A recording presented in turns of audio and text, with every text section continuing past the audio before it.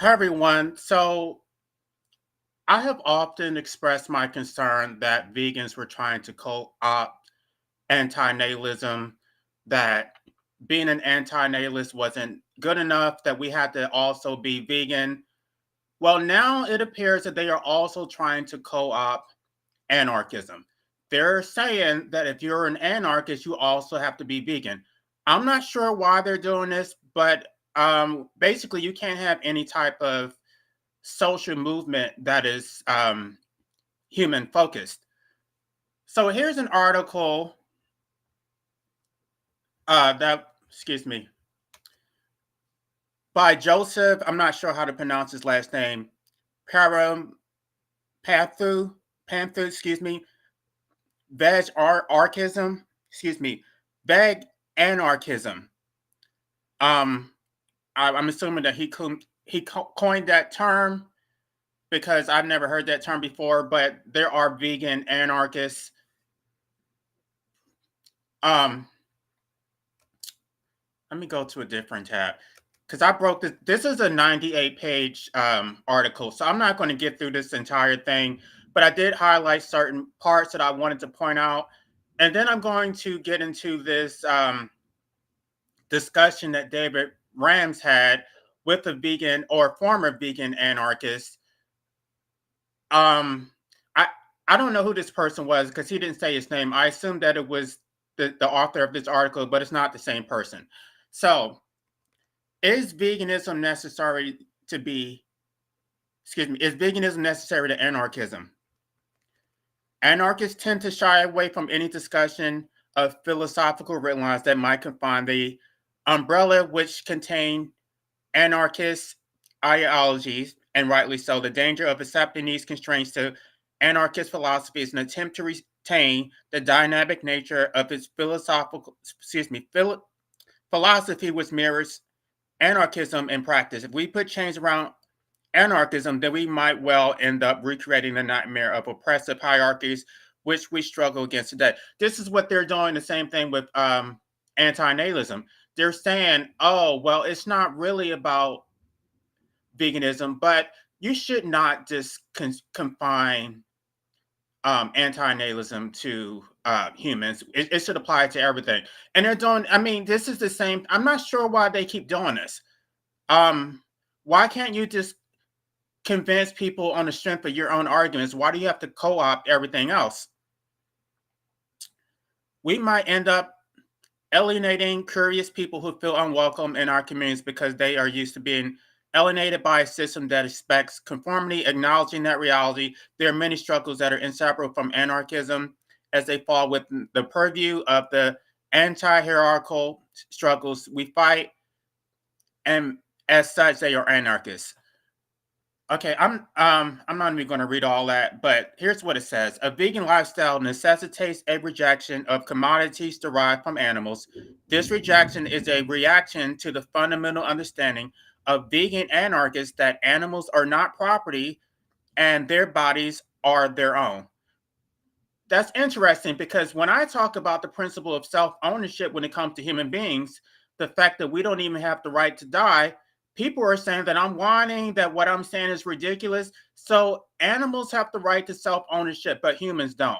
We don't even have the right to die. We don't have any autonomy over our lives. The government regulates us like sheep, and we're supposed to just accept it.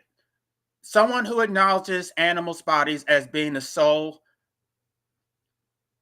being of the animals themselves has taken the first logical step towards a vegan anarchist understanding. In this becoming property, the animal ceases to be a living entity and becomes an object of capitalism. Animals are not property and their bodies are not for buying and selling. Ownership of a body outside of your own. We don't even have the right to sell our own bodies. You can't even, prostitution is a criminal act in every state. Ownership of your body, ownership of a body outside your own is a farce and a mockery of the agency necessary for ownership. If one can be said to own anything, one must first own oneself. We don't own ourselves, and this ownership is surely derived from the natures of one, the nature of one's existence. The egoism of existence is what defines the self-ownership of all animals. In union with animals around us, we reject any system that robs animals of this agency of being. Vegan living is a practice that embodies an anarchist perspective of resistance to hierarchies present in specious perspectives and seeks to pervert the prevailing capitalist notion that animal bodies are for the use and disposal of humans. While it is both possible and common to be vegan but not anarchist, we would argue that to be an anarchist and live an anarchist life necessitates treating animals with the respect and dignity due to all with whom we find solidarity in a struggle for liberation. So this is what they're saying. If you are if you are an anarchist, you have to be vegan. But if you are a vegan, you don't have to be an anarchist. This is bullshit. I don't understand why they always prioritize animals over humans. And I'm not saying that you can't care about both, but they always make the animal suffering the priority when it comes to social action. It's like, no, you have to liberate yourself first. I mean, he's assuming that we have self ownership, and we don't. I don't know who this author is. I mean, I would try to find videos on him on YouTube, but no, we don't own our bodies. And if you understood that, then that would make veganism impossible. You're assuming that we own our bodies, therefore we can't own animals. We can't even own our own property. We don't own shit. So yeah, it's so backwards that you have to own yourself before you can own a damn animal. We don't own animals. I mean, there's a status component that you can register your pet as the owner, but that's not legitimate. That's at the um, grace of the state. It's not really your property. And I discussed that with John Jacques Rousseau about the social contract, that the state actually owns the property. You keep the property at the grace of the state. You're basically the possessor, but you don't actually own it. That's why the state can take your property, um, and there's nothing you can do about it. That's why they can fine you. That's why you have to pay taxes, because it's not your property. If you don't pay your taxes, you're going to lose your house. Okay, so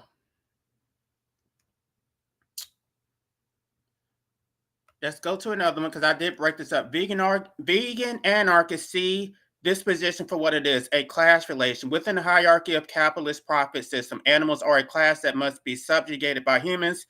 Animals require a human chaperone, a human signatory in every state of being. Property norms reduce ecosystems into trace of lands and reduce the biomes of our ecology to so many line items on the balance sheet of our world. Capitalism marches relentlessly into every facet of our understanding. Like an infectious contagion, it seizes every vulnerability to distort our perceptions and wipe out the non-capitalist paradigms. As long as capitalism exists in the world, it insists that nothing can remain outside its domain, therefore cannot be a resource untapped or land not surveyed. The problem with this article is that it is overly focused on the capitalism aspect of anarchy, right? And that is a crucial aspect. We do reject capitalism, but the main focus should be statism. And this article, this is a 98-page article. The word statism is not mentioned once. I don't know. I mean, the capitalistic aspect is a subset that the state creates corporations, give them a legal existence, give them legal protection and corporate personhood, right? This is what the state is doing, but it's the state that is doing that. You can't bypass the status component and skip straight to capitalism. Okay, I'm going to go ahead and get started with this article. I mean, Yeah, I am streaming on both of my channels. Because by the way, the Stop the Vegan Mafia channel, this is the last video I'm going to be doing specifically to veganism. The reason that I'm doing this is because it does relate to anarchy. But yeah, that channel is pretty much dead. It's not growing. I'm not going to put any more energy into it. I think that I need to focus on my rights. I need to focus on the fact that humans are still subjugated by the state. And I think that, and my other channel is growing. So this channel is dead. I'm not going to put any more energy into it. So this is the last live stream or any type of content I'm going to be doing on this channel. And once I have deleted or downloaded all of my content, I'm going to be deleting that channel. So anyway, here's this video that I'm going to be reviewing by David Rams.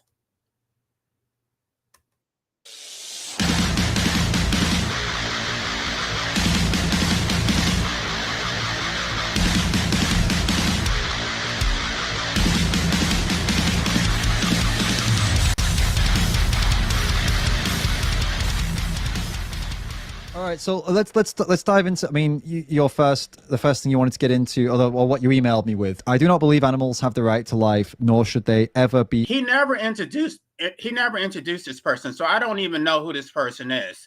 I do know the name of his channel, but I don't know if this is the author of that article that I was just reading from.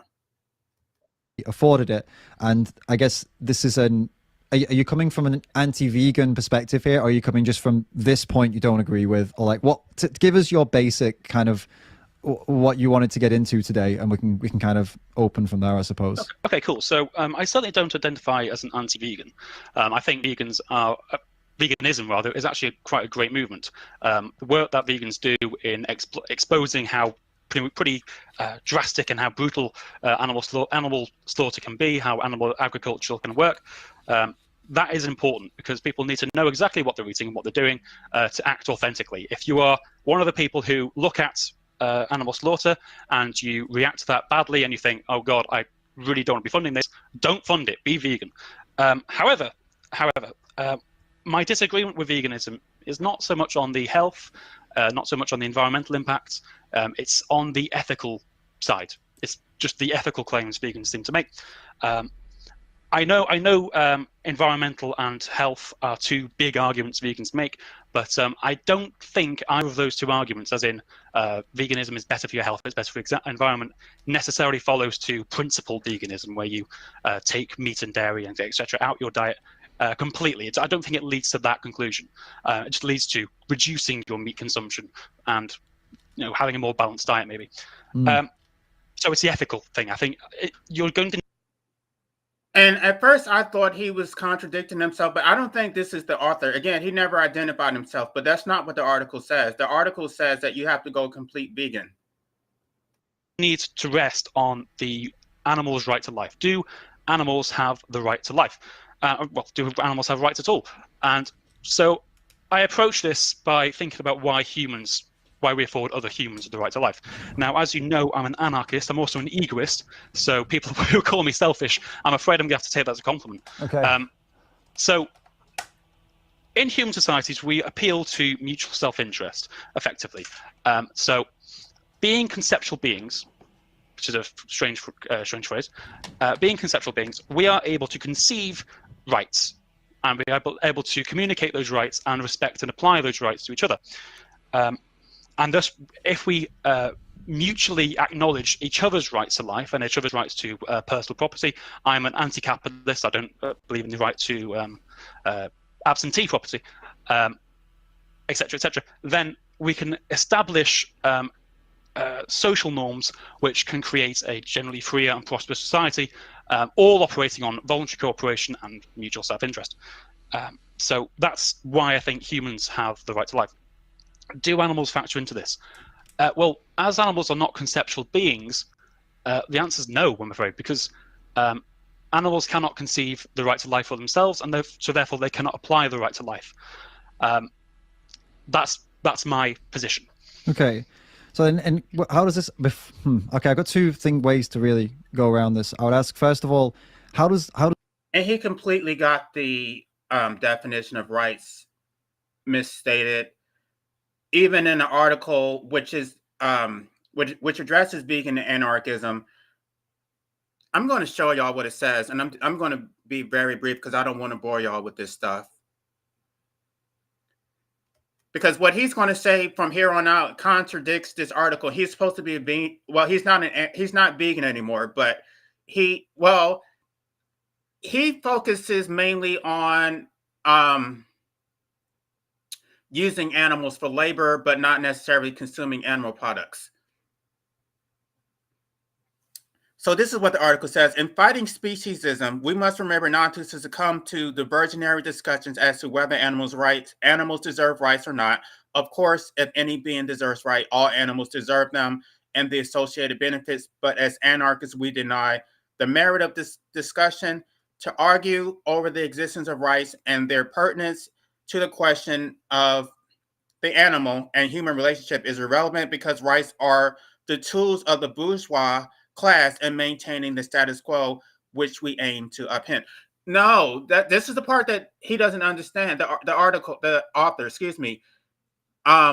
He's saying that the bourgeois creates rights, and it's basically a grace of the state. No, the government does not create rights. The bourgeois does not create rights. Rights exist under natural law, and then the Constitution enumerates those rights.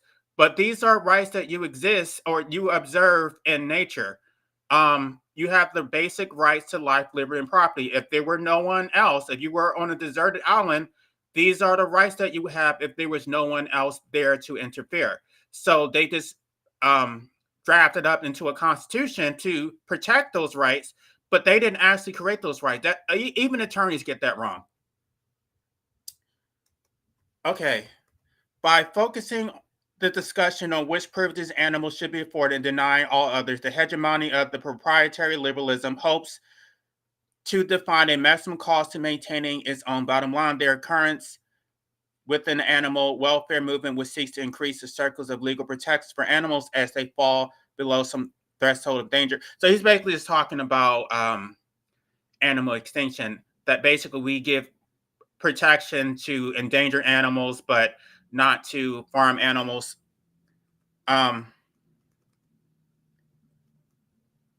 He says, right is simply that which the nation state allows or tolerates a mere concession in favor of its own property, power, and stability. No, he's saying that rights are basically a tool of the state, that rights perpetuate the state's power. That's not what a right is. I mean, that's what it's become because people don't understand what an actual right is. And that's the reason why I've been making such an issue to say that animals can't have rights, because it's not something that the government can create. It's it's a social contract, but it also exists in nature. It's the government role is to protect your rights. It doesn't create rights. He's basically saying that rights are paternalistic guarantees by the state to step in and offer to remedy issues in the only way the state knows how, through its violence. Exactly. And I said this before, and I'm going to keep saying it. All acts of government are predicated upon violence. In certain cases, the violence is legitimate, but in most cases, it's not. If you're going to use violence or employ violence to protect somebody's rights, then that is a legitimate use of force. But if you're just going to use violence to subdue people and to control them and to enslave them, that is illegitimate, right? That is based on consent. I consent to the government using violence to protect my property, to protect my life, and my liberty. But I don't consent to having the government use violence because I went over their arbitrary speed limit. That's not a legitimate use of authority or violence. The state uses the prospect of rights to get disadvantaged groups to call on its might. That's what you do. When you call the cops or when you write your congressman, you are trying to invoke this government's ability to employ violence, both invoking and legitimizing its power as arbiter of correct and incorrect. Whenever we have to bend to using state power, we will have our movements co-opted by the state's own desire for power. So you don't use the government. even if you are pro-life, you convince people based on the strength of your arguments. You don't use the coercive power of the government. I'm not sure. I'm not saying that vegans are doing this because I don't really think they are. Um, but that is a danger, right? That is the fear that a lot of people have with vegans, that they're going to try to force us to go vegan. I don't necessarily think that vegans are doing that. They're just trying to basically pressure you to do it, and that's fine. You want to shame people for consuming animal products. As long as you're not using violence, you're not using the government. I don't necessarily have a problem with that. And he does talk about abortion. But anyway, let me go back to this because I just defined what the meaning of a right is, and then they're going to get into that discussion.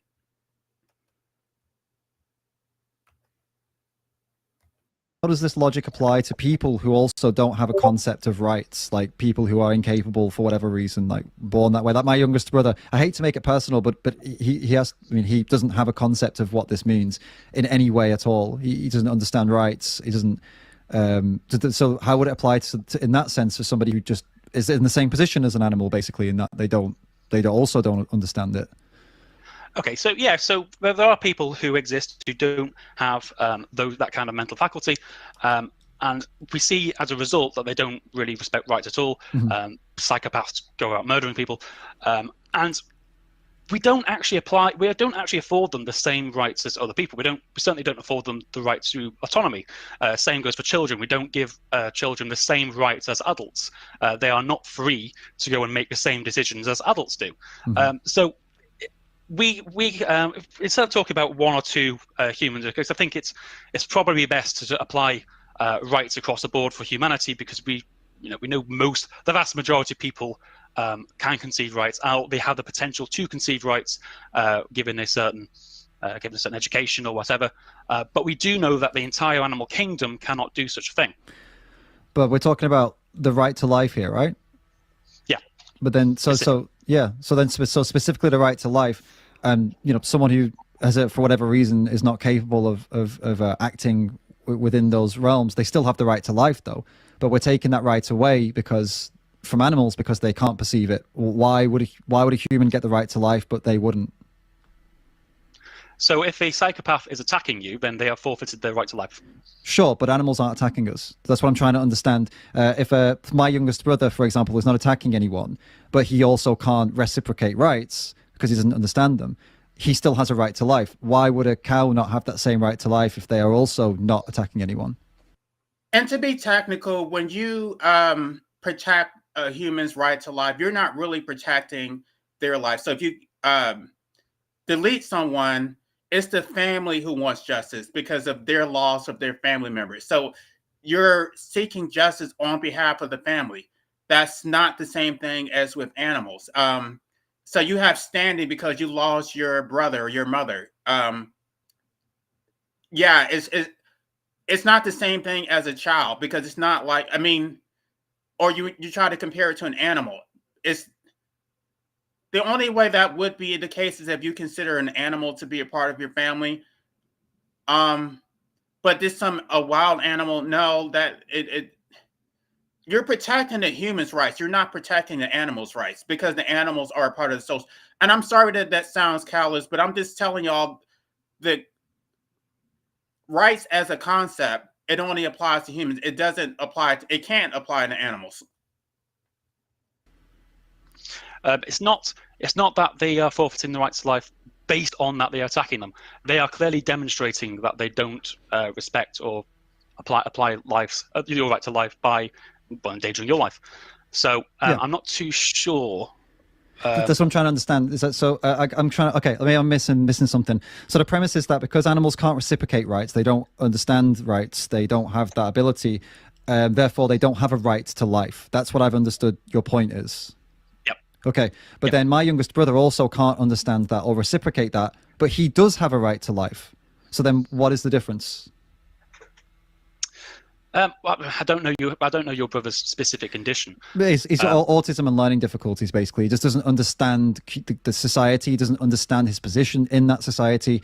He doesn't. It's not like he's going to go out and hurt anyone, but also he doesn't really understand that people have rights, and it's very difficult to explain this to him. Let's not use my brother. Let's use someone else, some who was in a much worse position than my brother, who really, really just has no concept at all of right or wrong, and doesn't commit atrocities like cows don't commit atrocities, but still has no understanding of morals or right or wrong. Right?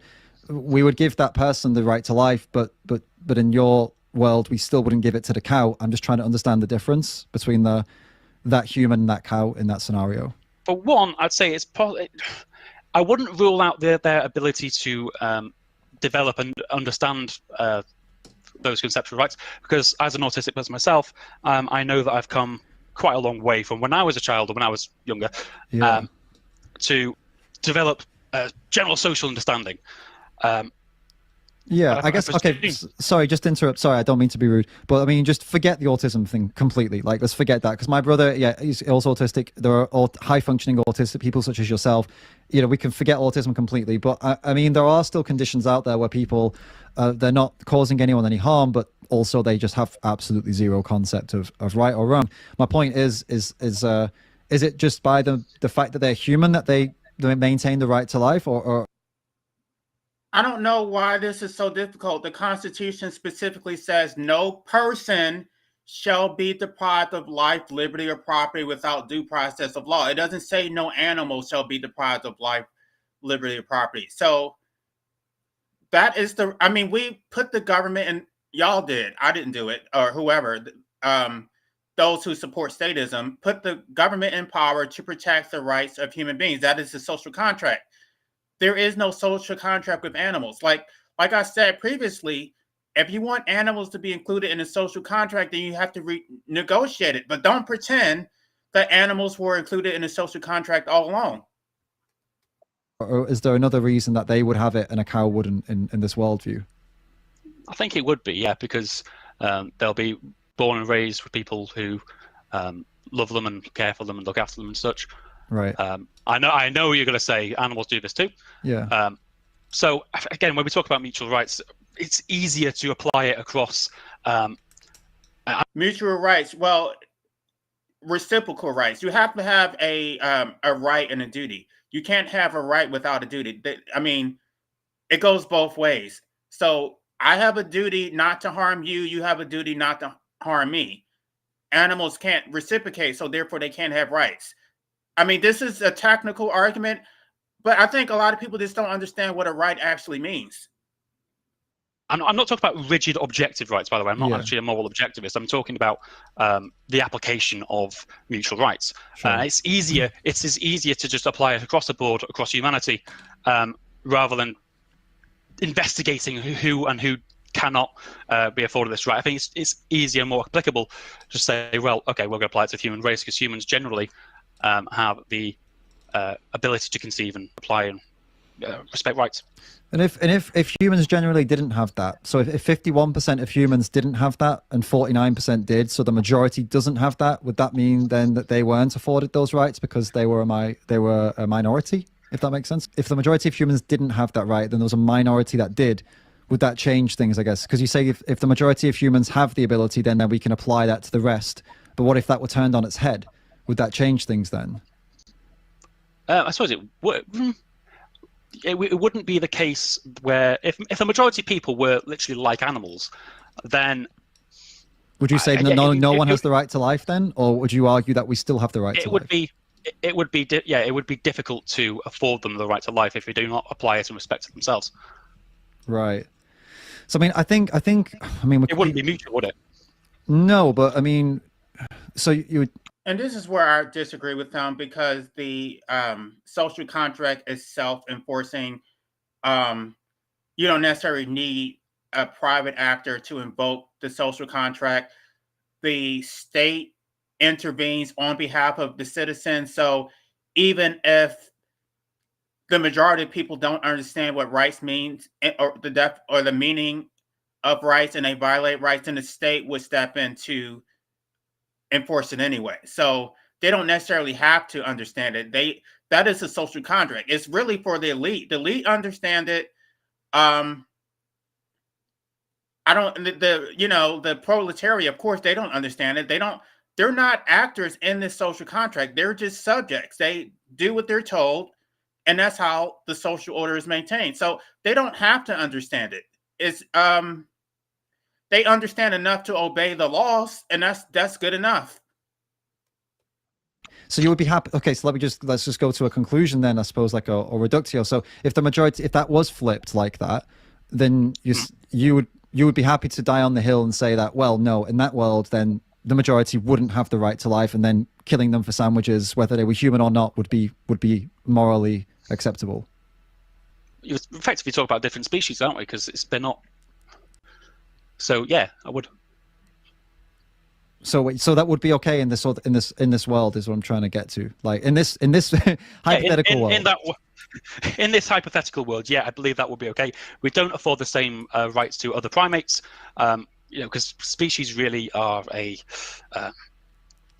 it's a social construct, effectively. Right. We could say, well, let's talk about great apes. Only a small percentage of great apes are really able to apply and respect rights, but these people would have those rights afforded to them because they can acknowledge them, apply them, and also appeal to them. Right. Okay. It's a.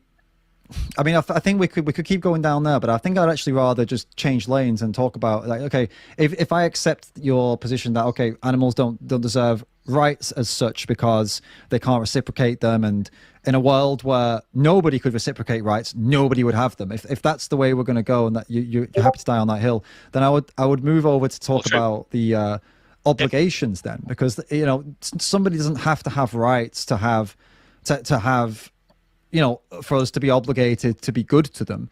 You know what I mean? Like rights are rights are a construct, whatever, social construct. And if you don't want to give them to other beings that can't perceive them, that's fine.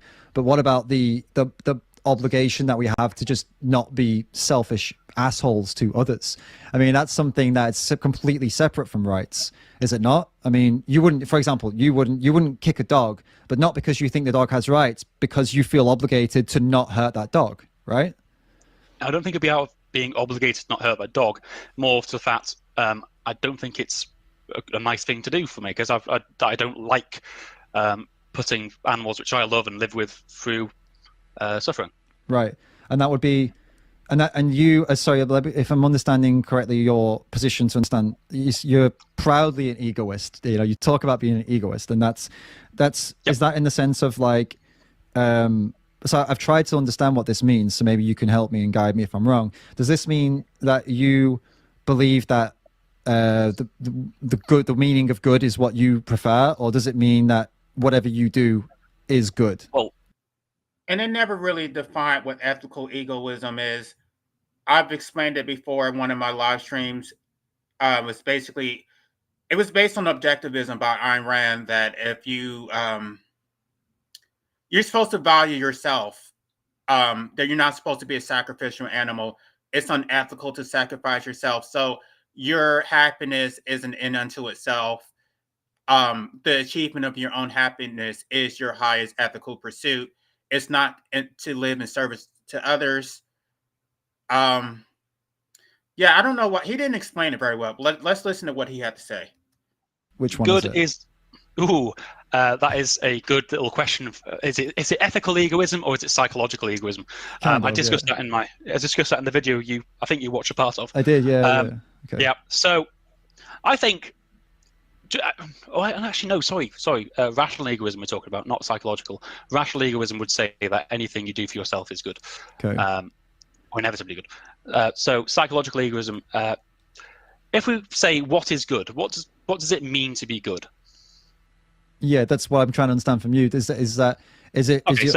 your view on that good? Yeah, go ahead. Sorry. Good and bad are ultimately value judgments, aren't they? Yeah. And you need to have a valuer to have value. Right. So it's going to be subjective, isn't it? Yeah. Well, it can be. Yeah. I mean, so that's what I'm trying to understand for you. So if it is subjective for you, in that, in the sense that, yeah, what is the meaning of good to you is what you prefer. And for example, your preference here is that you don't want to kick a dog. Why? Because you don't think that's a very nice thing to do. So we can focus on that without even needing to get into what it, rights and things like that. We can focus on what your preferences actually are then. So when it comes to veganism and this moral argument, it's kind of, for you, it might largely be insignificant when you're an egoist in that sense. So when it comes to animals, like, what are your preferences then? Like, what do you want to do with animals, and what do you think is not good for animals? So I think animals should be used to better mankind. What does that mean? That's a good question. So, for example, I'm not bothered about pet ownership. I think pet ownership is good because it's good for people's mental health in some cases. It's quite nice to have a dog. It's quite nice to have a cat sometimes. But I think I understand that the animal agricultural industry as it is now is incredibly inefficient, and I do believe that we will come to a time when animal agriculture is abolished, just by the virtue of lab-grown meat. Also, I think if you get rid of the capitalist class, then we are more free to conceive other ideas of how we can organize agriculture. But yeah. I think because it does depend on animal rights, because if animals do have the right, or we do afford animals the rights to do these things, then we do have to take their interest into consideration when it comes to manipulating the world and using it for our benefit. For example, Okay, I'm losing people. I know this is boring, but again, this is my last video I'm going to do as it relates to veganism. But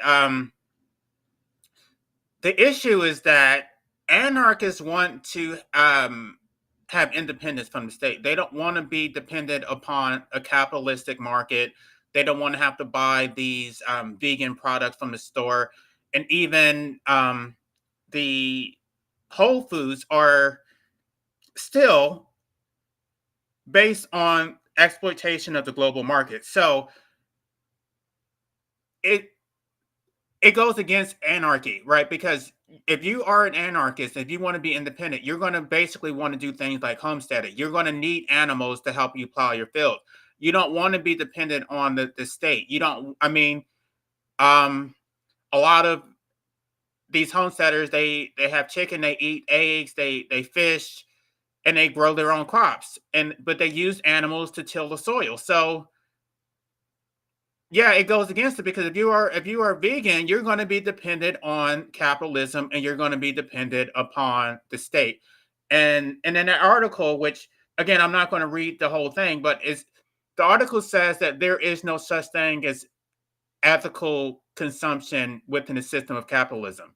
So if you are consuming products within the capitalistic system, that's going to require exploitation from the third world. If you're not growing your own food, it's not ethical anyway. But what the article says is that there are some ethical choices that are better than others. But I don't know. I mean, that's subjective. That's arbitrary to say that exploiting humans in the third world is better than exploiting animals. To me, it's all. I mean, if you're going to choose, I would rather exploit the animal locally than exploit a human being in the third world. So, and you also are destroying the environment. So, there is no right answer. I mean, I don't think that anybody has the high ground on that. There are no good choices in this capitalistic system. If animals had the right to life, then agriculture couldn't exist, because you need to violate the rights of animals' lives who are in the fields whilst you're crop harvesting, for example. You can't have you would get rid of windmills, specifically those what they call wind turbines, because they kill thousands upon thousands of birds a year. So if we care about animals' rights to life, then we would get rid of those things in an instant. Yeah, that's why I'm not really. I mean, I don't know why, but I've kind of personally, I'm not arguing against that point, because I don't think you need to believe that animals have a right to life to agree with veganism. I don't think they're mutually exclusive. I think you can say I don't believe in assigning rights to animals for whatever reason, if that's the place you take, I don't think it's necessary to do that, to be a vegan, which is why I wanted to ask you about your preferences and get into that.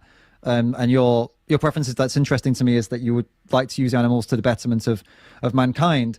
And I would like to dive deep, if it's all right with you. I would like to dive deep into a bit more about what that means, because look, on the surface, that's quite.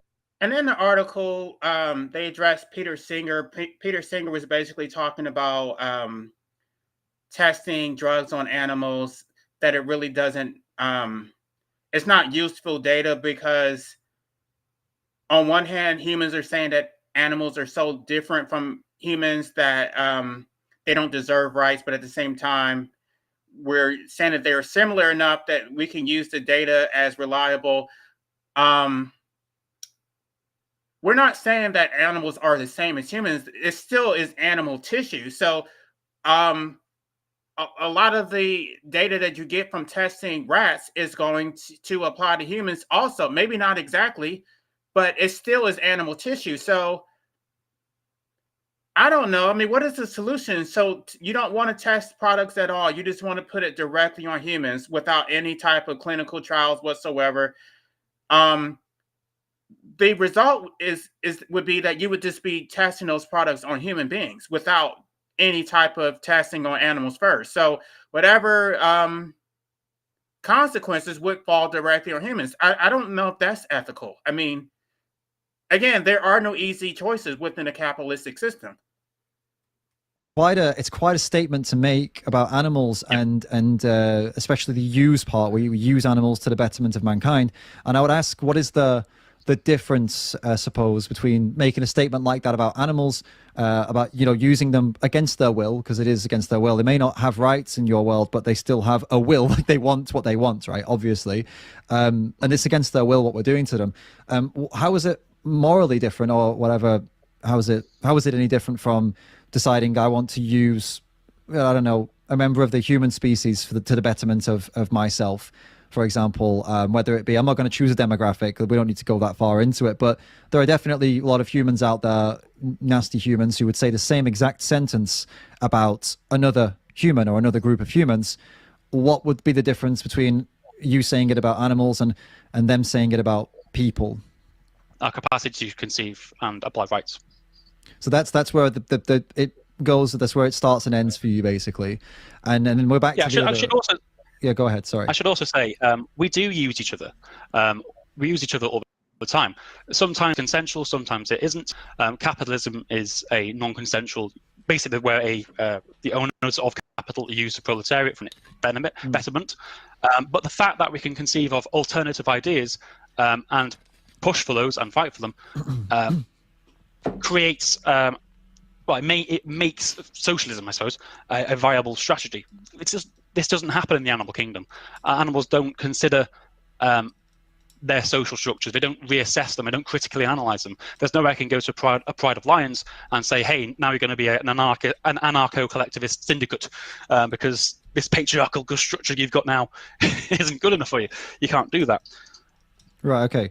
So let me get it all together, what I've understood so far, and then you can say yes or no, or correct me if I'm wrong. What I'm getting so far is, okay, so so animals be used to the betterment of mankind, right? So that's your take on that. And that means, by the way, like, when we break that down, what it means, that means that animals are experimented on for the betterment of mankind, because that would be in this, because it's it's happening right now. And that's what the non-vegan position is. It's that experimentation is fine. Breeding, using their bodies, like in the dairy industry and the egg industry, is fine.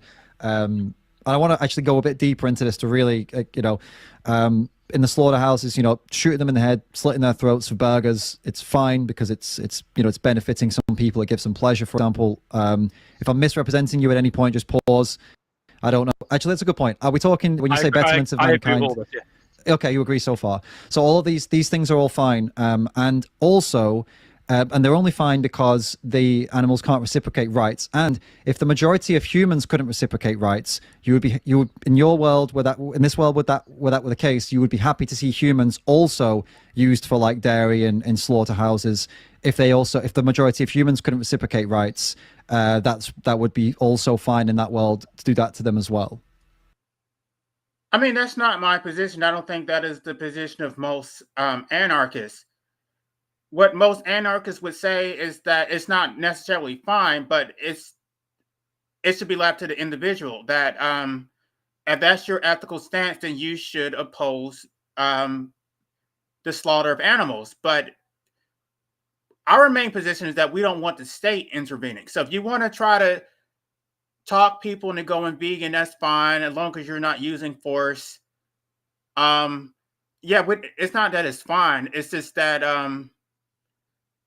it is what it is. This is what we're dealt with. This is a capitalistic system, and unless you can get out of it and opt out and homestead or something, then you're pretty. If you live in an inner city, this is what you're relegated to.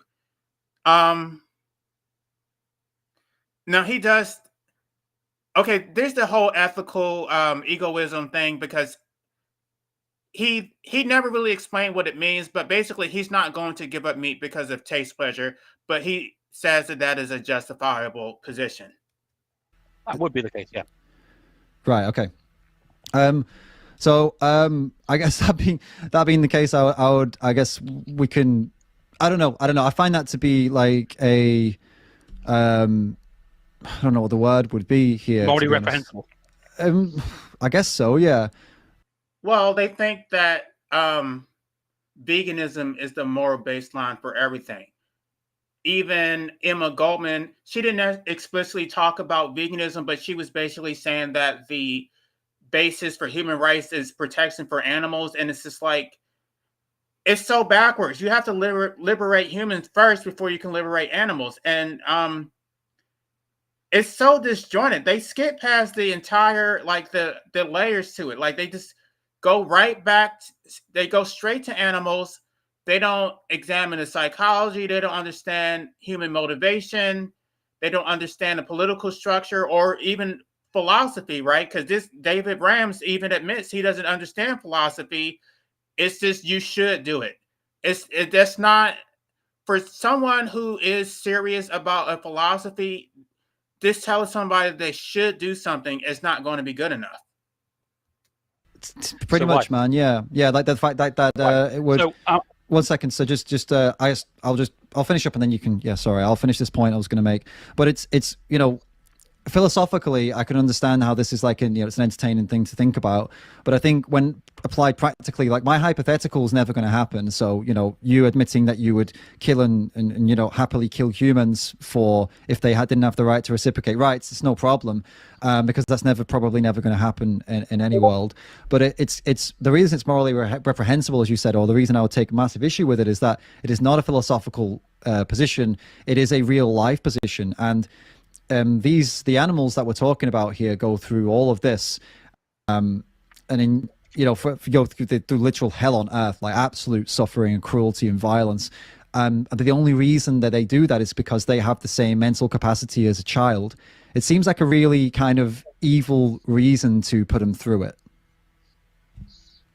Why? Because they have the mental capacity of a child. Like we protect children because they don't have the capacity to understand things, but yet with your view, you flip that on its head and actually punish the animals because they don't have the capacity to understand things. Well, the children have protections because we know that they have the potential to be to develop that conceptual capacity, don't they? Right, but that's how it is. Right, but even if they don't, you still would afford them the right to not be put into a slaughterhouse simply because their species normally does. And children don't really have rights. There always has to be an adult to act as a proxy for the child. So, no, children don't have rights independent of an adult. That's not how the legal system works. There has to be a guardian or someone who has to speak on behalf of the child. And it seems like it seems very unfair to punish a species for simply being born the species they are. And punish them like that, put literal hell just for being born as the wrong species. I suppose it does, but without animal rights, what's the problem with it? If you admit that animal rights aren't a thing, what rights are we violating? What moral code are we violating here? I'm trying to understand your ethical, because if you're going to present veganism and what is essentially a moral framework for how humans should relate to animals, interact with animals, we need to hear a solid I'm struggling to speak now. A solid flame. Can't do it. A solid framework from the vegan movement to accept that, okay, yeah, this is immoral. We do need to afford animals rights. We do need to acknowledge their right to sovereignty. Yeah, the reason I moved on from the rights argument is because as I said, I still stand by it, that I don't see it as, you don't need to believe, for example, you need to believe that animals need to have rights to believe that it's also not all right to hurt them. Like, you already explained that. You said you wouldn't kick a dog because you wouldn't want to do that. It's not a nice thing and it hurts. Why not just apply that preference to every animal? Why is that preference only applied to a dog? I suppose it's because of the cultural connotations dogs have with humans. True. I mean, that's fine, but it's not. If we lived in a world, if we lived in Korea where dogs are food, then that'd be food. Sure, but if you went to Korea now, you wouldn't be happy about it, and that's the point. It's a cultural. No, the point is, I wouldn't care. Because the point is, I'd be fine with it. No, but if you were raised in Korea, you would be fine with it. You wouldn't be fine with it right now, though, would you? I'm not a cultural relativist. No, but you wouldn't feel comfortable is the point. I'm not saying you were trying to assert that your culture is right and theirs is wrong, but you wouldn't be pleased with it, surely. On a personal level, you wouldn't be like, oh, I don't mind seeing dogs have their throats slit. I mean, you wouldn't like it. Okay, fair enough. I wouldn't enjoy it. However, if I was in Korea and they'd said, oh, this is actually dog meat, I'd probably eat it. I'd give it a go. Right. So, I mean, kind of back, I mean, that's obviously, I mean, a lot of people would say the same thing. Probably don't have to see the dogs scream in our lives. And I think that's ultimately the problem here, is that on a real top level philosophical, discussion like this, I think it's very easy for us to fall into this where, the things you've admitted definitely would come across as, like you said yourself, like looking very, very bad and causing harm. And I think that's ultimately where it comes down to. It's not about whether you. But most carnivorous animals would eat the meat. It's just meat. It's animal meat.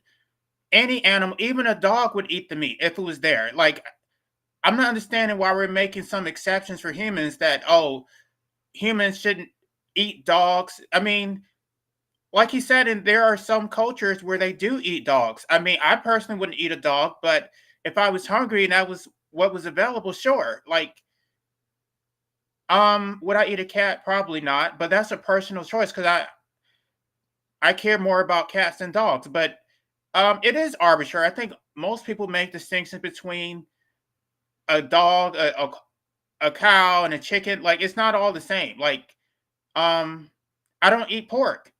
I don't eat all animals. I'm very selective about what animals I eat and don't eat. Assign rights to someone, to an animal or not. It's about whether you want to willingly cause them harm for something that you don't need, you have no necessity for, regardless of whether you think they deserve rights or not. It seems, again, just to go back to my point, and I feel like I answered why, it seems very off or horrible to say, I'm going to do this to you simply because of the level of cognition you have. It's almost bullying, a very violent version of bullying. And what I don't understand is why you would choose that rather than choosing the opposite. You could hold every other point, every other thing you've said here right now. You could hold it that I don't think they deserve it. I don't think they deserve rights. I don't agree it, but I do it anyway. Why? Because I don't want to hurt them. I don't see why you wouldn't go for that.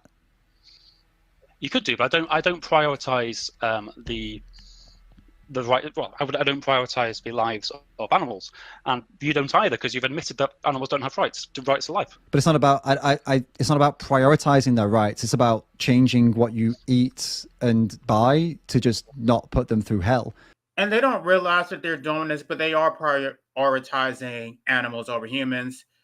That going vegan is going to have a dramatic impact on your quality of life, your mental health, your convenience. But they act like those aspects are not relevant. You should just go vegan. And again, he didn't explain what an ethical ego is, but an ethical egoist rejects all that stuff. You're not going to make your life harder, to sacrifice, to be miserable, um, for the sake of some philosophy. It's not even a philosophy. I call it a pseudo philosophy. I mean, even he can't articulate what veganism is. What is the philosophical underpinnings of it? It's based on altruism, that you should sacrifice yourself for others. Um, I mean, Ayn Rand did a whole thing about altruism, how it's evil because it basically makes you a sacrificial animal, and then you basically resent yourself. You resent everybody because of all the sacrifice you have to make. That you don't get to enjoy your life. You're doing it, but you're doing it begrudgingly because you don't want to face the social repercussions of going against it, right? That we see a lot of vegans that go ex-vegan, and then everyone gangs up on them, and um, people don't. I mean, I'm not going to say everyone, but a lot of people that are not vegan for animals. They're vegan for other vegans. They don't. They want social acceptance, the validation, the social. A lot of them get monetary rewards from it. So it's not just about the animals. It's also about the social benefits. Well, if you're changing your lifestyle just to protect the lives of animals, then you are prioritizing the lives of animals. And I'm asking you why. But it's not a priority. It's like David, do you not understand that you haven't given any moral criteria that I'm breaking? You're just saying, oh, that sounds horrible, doesn't it? It's like, well, okay, it doesn't sound nice, but what moral standard am I violating? You're causing someone else unnecessary harm. You're going out and physically paying for, or maybe doing yourself, animals to be shot in the head and abused for some things that you don't need. Is the criteria then negative utilitarianism? Not necessarily. I mean, I'm pulling back from this philosophical side now. I'm going more. He doesn't know. He can't answer the question. There is no philosophy behind it, but beyond altruism, that you should just put others before yourself. They think that this should be a given, that you should just accept their premise. Don't harm animals. They don't have to explain anything. There's no philosophy behind it. More practical here. That's why I maybe you're not getting what you want here. I feel, because this is not I'm not a philosophy channel. I mean, maybe if you wanted to go down that road and really dive into that, you'd go better off talking to somebody like Ask Yourself, who is a big vegan debater. Like, you could get into his Discord and get into that. What I'm trying to focus on here is the practical, real world results of holding these kinds of views. So he's focused on consequentialism. I'm not sure why he didn't just admit that, because if he said that, then he could get an appropriate response. But he's denying that he's a consequentialist. Consequentialism is actually a logical argument. It makes more sense than some animal rights argument. It doesn't hold up. Consequentialism, sure, animals are being harmed, but they don't say that, and so the argument falls flat. It's not about my philosophical reason that you should consider as another philosophical person. I'm talking about the absolute practical elements of what happens when we do make these decisions, and why would we choose to punish others for being born in the body they're in, simply, and with the mind they're in. It just seems that's the part I'm not able to get my head around. And it's kind of a circular argument, because then you say, well, because they can't reciprocate rights. And then I say, but why would you punish them for that? And then you say, because they can't reciprocate rights. Then I say, but why would you punish them for that? And we just go round and around. You know what I mean? I think that's where we're at right now. Because I'm saying the act is morally neutral. So therefore, the burden of proof is on you to provide an alternative moral framework whereby those actions are immoral. I understand that you don't want to have the philosophical conversation, but we need to have the philosophical, because the philosophy of it is the why.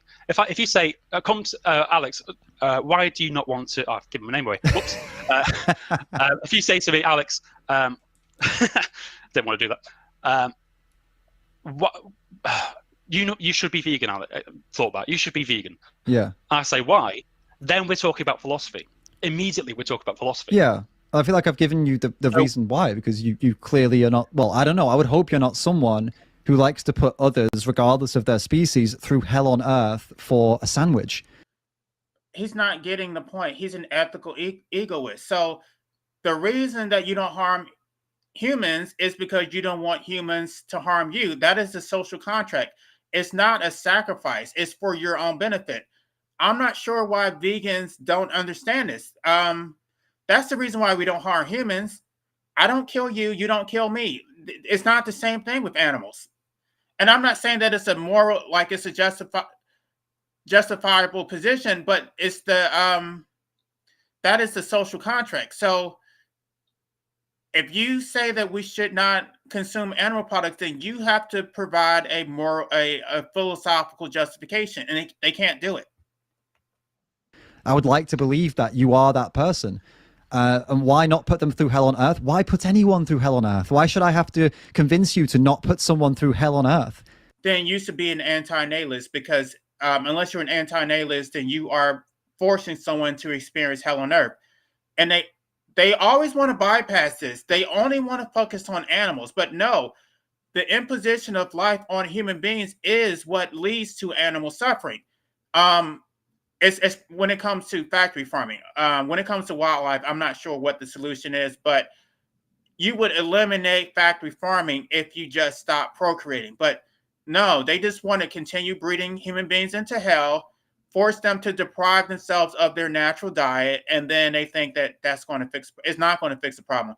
You continue procreating, you're going to keep repeating this same problem over and over. You're only going to get a small percentage of the population to go vegan. So if you want to reduce factory farming or our dependence on it, you would have to reduce the human population.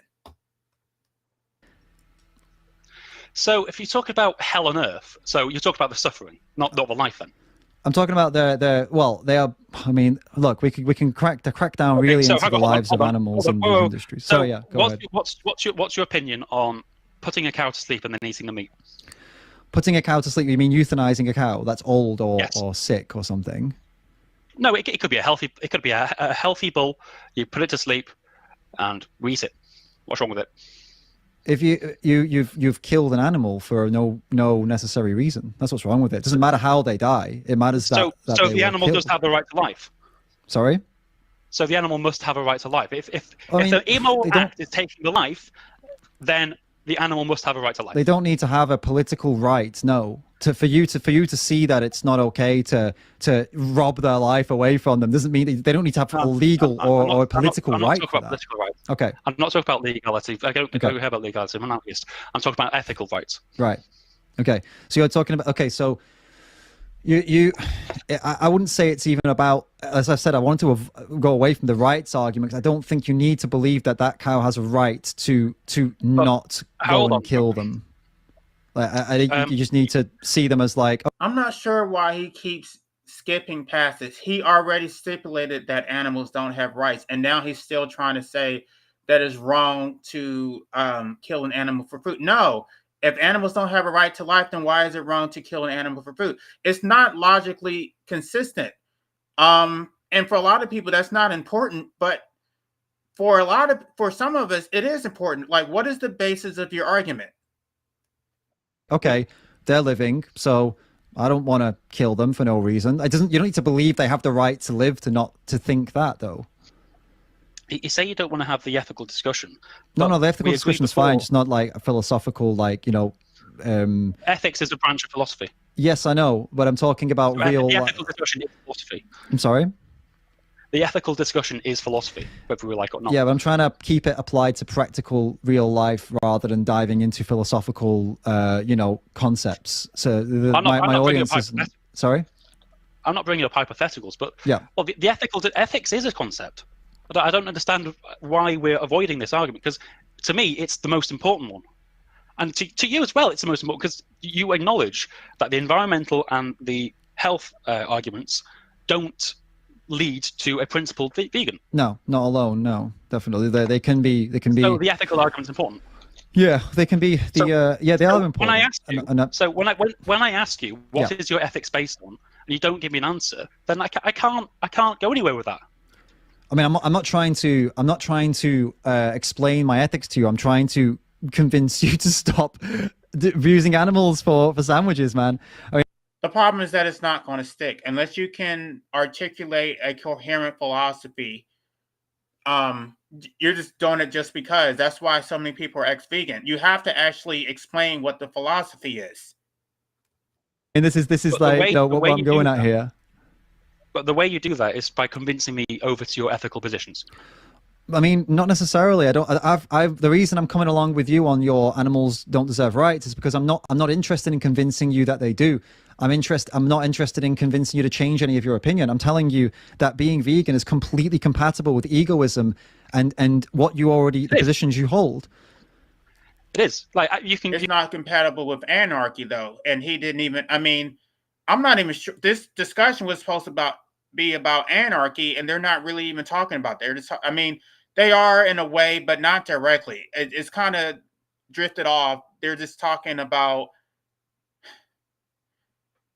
Okay, because he's trying to avoid the philosophy, the philosophical component of it, and you can't do that. So because that is their main motivation. They only want to focus on the animals and whatever. But no, you have to address the actual philosophy. And if he could find a way to tie it into anarchy, that would probably convince them. But he can't do that because there is no philosophy. So, um, like I said, I think it's difficult to be an anarchist and a vegan because you want to be independent of the state. So how do you become independent of the state when you're completely dependent on a global economy?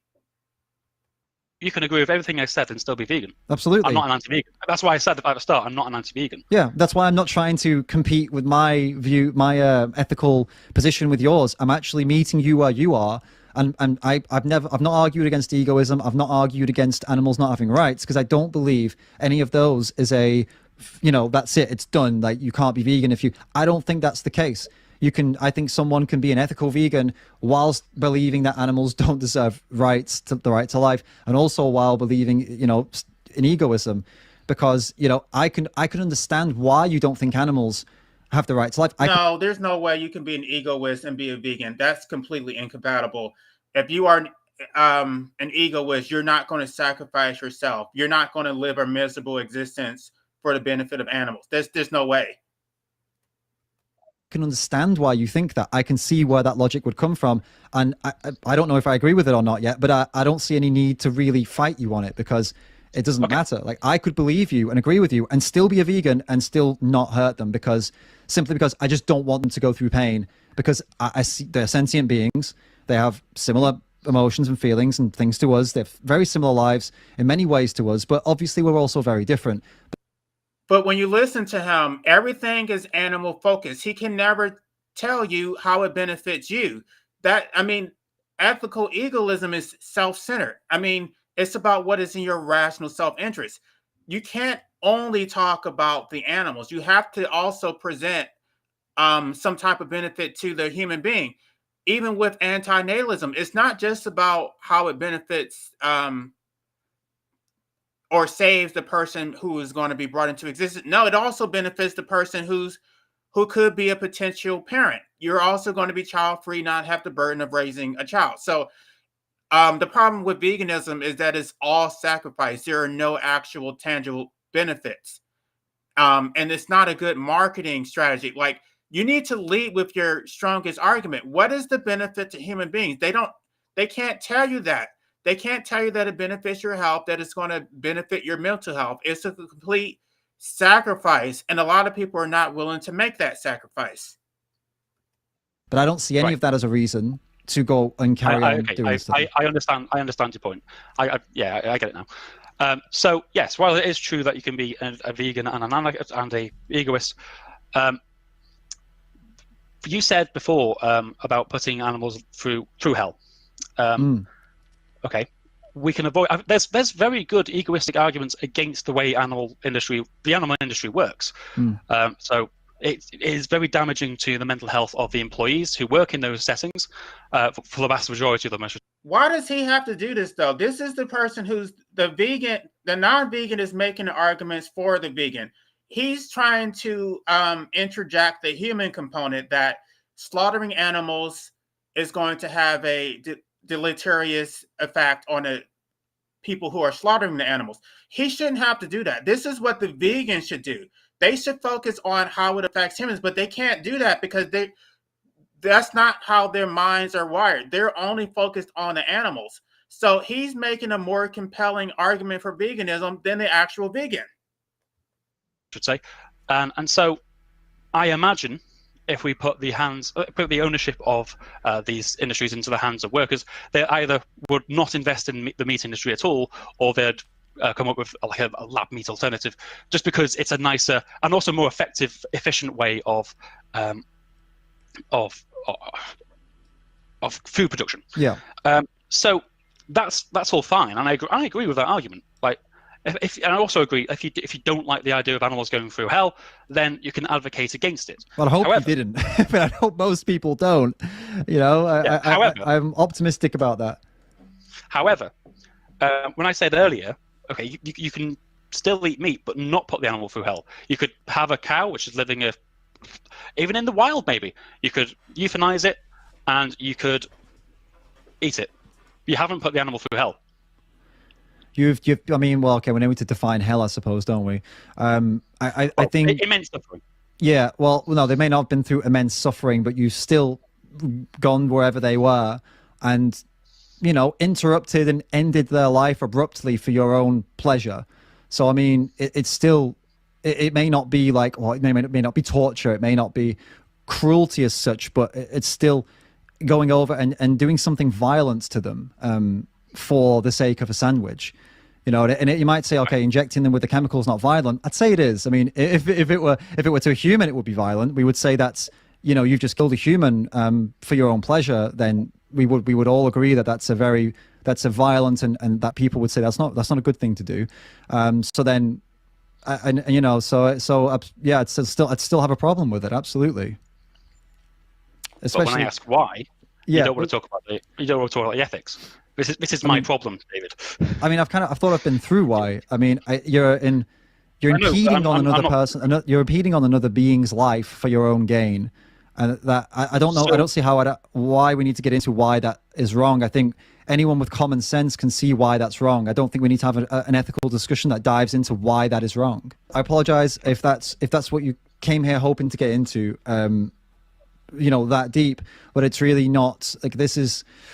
It's not my expertise to get into such a complex thing like that, or even something that, as I said, I think the 99% of people would just say, yeah, I mean, obviously we don't want to hurt others. I don't want to get any further than that into that. I think if that's something you wanted to get into, I'd really recommend you go to that Discord I mentioned earlier, because that's a place where they would do that, and that's a place where people actually spend shitloads of time studying and thinking about those problems. This channel really isn't it, and okay. You know, so just to be totally honest with you there, I'm basing a lot of, well, no, not a lot of, I'm basing all of my points here and all of my points on this channel on the basic concept that most people would say, yes, you know, it is obvious, and I would never question that it's wrong to go and, you know, interfere in someone's life and kill an animal for a sandwich. You know, most people, even non-vegans, would say, yeah, actually, you know, to a certain extent they'd agree with that point, but then they'd make a reason why they still want to do it afterwards. They say, yeah, but, you know, but I like it, or but it makes me feel good, or but they're here for that reason, and, you know, usually just move on from that point pretty quickly. So yeah, I if you don't want to base it on, if you want to end it there because of that, that's totally your call. But I really would just base that part on common sense and not go any deeper into why it's not okay to kill someone for a sandwich, basically, or kill anyone. Yeah, I mean, obviously for you, it's yeah. Sadly, I would have to say that is a logical fallacy. It's called the appeal to majority fallacy, whereby, like the appeal to nature, we're saying, oh, this is correct because most people would think it's correct. No, not correct. Because I could throw it back at you and say, well, most people aren't vegan. It wouldn't be an argument. Sorry, it's not a logic. I'm not making a logical fallacy. I'm telling you that I won't go further into it because it's a premise that I see as already. It's a premise that I don't think needs to be in this point further investigated. I just don't agree with you that needs to be investigated. It's not. I'm not saying, oh, here's my logical fallacy, let's move on. I'm saying I don't want to go further into that point because I don't see it as being a point that's necessary for this debate. But if you do, then absolutely that I would understand you not wanting to continue or wanting to change to something else. I would get that. So yeah, no worries. That's okay. I can move on to a different topic if you'd like. Sure. I mean, yeah, because I guess that kind of comes to an end point there with that line of kind of where we were going. But ultimately, all the philosophical things aside, I still I don't think I'm still struggling to understand. For example, like so earlier on, we talked about we spoke. Well, okay, let's stay where we are, but let's not like go. We can switch tracks again. So you mentioned that for a cow, like putting a cow to sleep, as you put it, all. Okay, I think I'm pretty much done. Like I'm already losing people, but yeah, I think that is a problem. I think you do have to articulate the philosophical framework for it. You can't just say it's wrong just because. Now, this article that I was referencing in the beginning, it does address all those things, but gosh, I don't know how you can have a debate with somebody and then you can't actually explain yourself. I mean, I haven't met one vegan that's been able to do it. Maybe somebody like Peter Singer could do it. Or maybe David Benatar. I don't know, but the average vegan who's going around trying to convince people to go vegan, they just don't do it. They don't explain it right. So, yeah, I don't know. I think everything requires moral justification, even procreation. Like, why are you doing this? I mean, if human beings have been consuming animals for over 1 million years, and now you're saying that it's wrong. You're not just saying that it's wrong to consume factory farm animal products. You're saying that it's wrong to consume animal products in general. What is the basis of your argument? Just because, like, no, you have to. I'm sorry, I don't have to stipulate to whatever you said. You have to actually present your own argument. Um, I don't know. Anyway, I'm going to go ahead and end this live stream because, like I said, I have lost people, and I think I got the gist of it. At the end of the day, you can't be. It's going to be very difficult for you to be an anarchist and to be vegan because you're going to be so dependent on the government. Um, how are you going to become independent as a vegan when you're relying on a global economy? You're relying on the government to provide for you. Yeah, that's just not a recipe for independence. So I don't see it. I don't see that being the case at all. I don't. I think it's completely incompatible. I think it's incompatible with ethical egoism. So I don't know. I mean, somebody wants to present an argument or debate me or something. I would be interested in that. But I think if you are vegan, you're going to be a slave to the government. So that's a problem. When the economy collapses, your food supply is going to be completely cut off. So what are you supposed to do then? They don't have answers to these questions. So thank y'all for those of you who stuck around. I'm going to go ahead and end this live stream, and this is going to be the last topic, the last video I do as it relates to veganism. And as soon as I'm done downloading all of my content, I'm going to be deleting this channel. So thank y'all for somebody just subscribed today. I appreciate that, but this channel isn't going to be up much longer. So y'all have a good night.